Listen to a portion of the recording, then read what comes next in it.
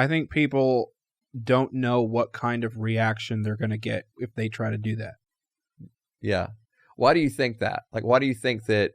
Like, what has led to that thought process? That if I hear the pastor have such a strong preference about something, Mm-hmm.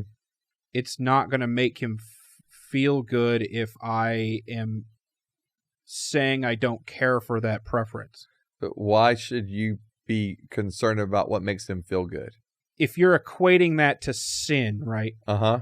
Like if Gotcha. the pastor equates his preference to sin, Okay. then I'm coming to him and saying, hey, I sin this way, but I think it's fine.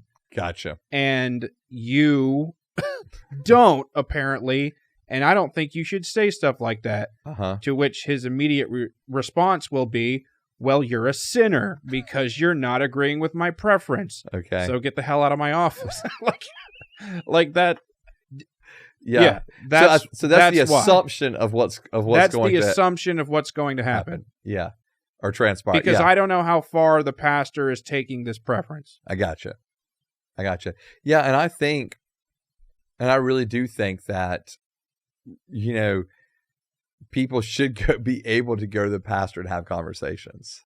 What do I do if if I was worried about what the pastor would say, or how that conversation's going to go?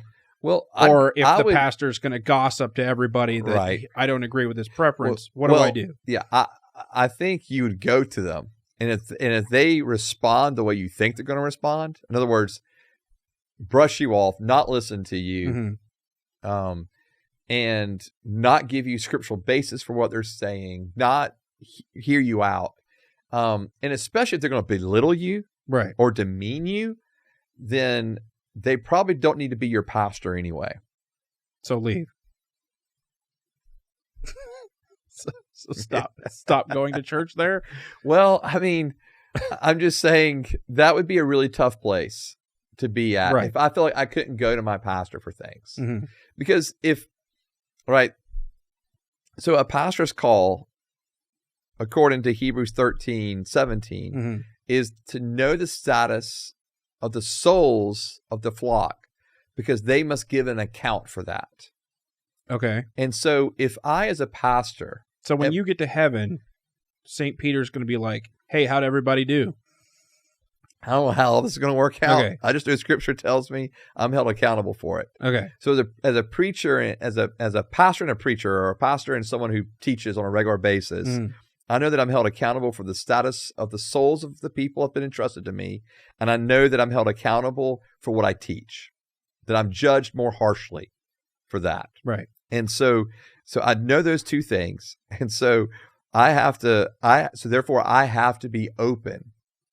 When someone comes to me and says, hey, I don't know about what you just taught there, I need to listen to that, because I cannot assume that I'm a know-it-all. Because you're going to get judged harder. So I'm going to get judged for that. I got you. So if they're possibly bringing some kind of corrective alignment to me, I really need to listen to that. Okay. And not brush them off or be dismissive, or at least be willing to hear them out, go search out the scriptures, hear their perspective. And I may still go back to them and say, well, I disagree with you, and I will stand by what I said, but here's why, right? And I did look into what you asked, your perspective, your side, and here's my thoughts on it. Okay? But that's not belittling or dismissing them. It's taking them seriously. And so someone comes to me and says, oh, I didn't really like what you said. Okay, well, let me hear you out. Now, there are times when someone will come and say, basically it's like a non-negotiable.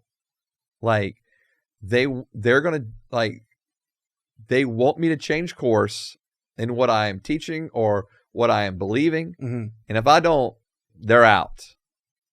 So bye. Yeah. So in that case, if I'm fully convicted in it, right. Then all I can tell them is, I'm sorry, I cannot change my conviction. Okay. I cannot do what you're asking me to do. Mm-hmm.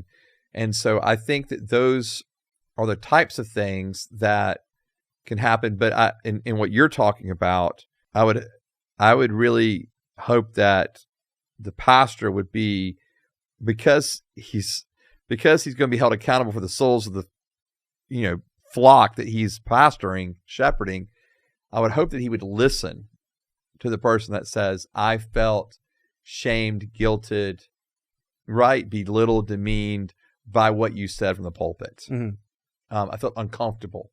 Well, the pastor may still hear you out and not change his position, but it doesn't mean he's belittling you or demeaning you. If his words aren't actually doing that. Because I think we do have a problem in our culture with being too sensitive. Right. I mean, that's a true reality, right?